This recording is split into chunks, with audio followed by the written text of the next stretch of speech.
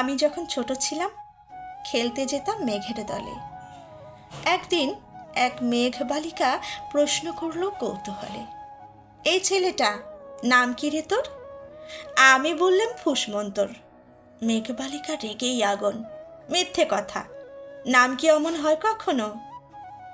আমি বললাম, নিশ্চয়ই হয়, আগে আমার গল্প শোনো। সে বলল, শুনবো না যা, সেই তো রানী, সেই তো রাজা, সেই তো একই ঢাল তলোয়ার, সেই তো একই রাজার কুমার পক্ষীরাজে, শুনবো না যা ওসব বাজে। আমি বললাম, তোমার জন্য নতুন করে লিখবো তবে।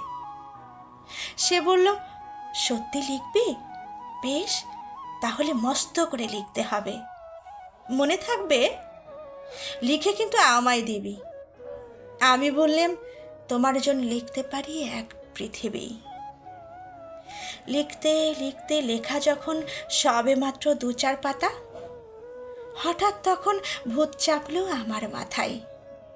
খুঁজতে খুঁজতে চলে গেলাম ছোটবেলার মেঘের মাঠে। গিয়ে দেখি চেনা মুখ তো একটিও নেই এই তল্লাটে। একজনকে মনে হলো ওরই মধ্যে অন্যরকম। এগিয়ে গিয়ে বললাম তাকে, তুমি কি সেই মেঘবালিকা? তুমি কি সেই? সে বলল, মনে তো নেই, আমারও সব মনে তো নেই। আমি বললাম, তুমি আমার লেখার কথা বলেছিলে। সে বলল, সঙ্গে আছে, ভাসিয়ে দাও গাঙের ঝিলে। আর হ্যাঁ শোনো, এখন আমি মেঘ নই আর, সবাই এখন বৃষ্টি বলে ডাকে আমায়। সবাই এখন বৃষ্টি বলে ডাকে আমায়।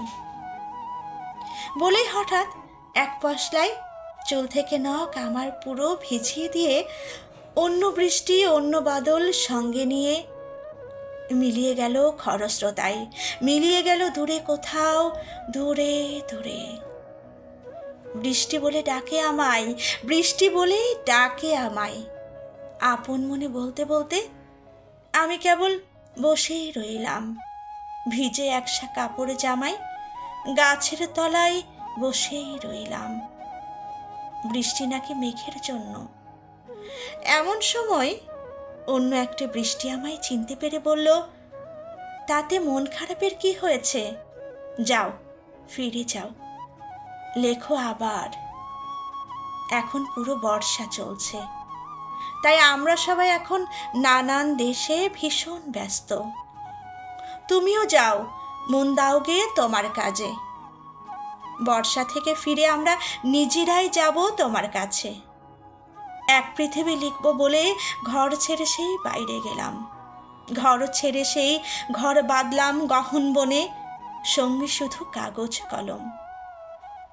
একাই থাকবো, একাই দুটিও ফুটিয়ে খাবো 2-1 মুঠো ধুলোবালি।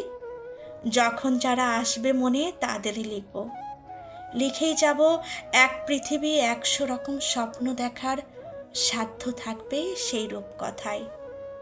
সেই রূপকথা আমার একার। আর গুজে দিন লিখতে লিখতে, ঘাড় গুজে রাত লিখতে লিখতে, মুচ্ছে দিন মুচ্ছে রাত, যখন আমার লেখার হাত অসাড় হলো, মনে পড়ল সাল কি তারিখ, বছর কি মাস, সেসব হিসেব আর ধরি না। লেখার দিকে তাকিয়ে দেখি এক পৃথিবী লিখব বলে একটা খাতাও শেষ করিনি। সঙ্গে সঙ্গে ঝলমলিয়ে বৃষ্টি এলো খাতার ওপর, আজীবনের লেখার ওপর। বৃষ্টি এলো এই অরণ্যে।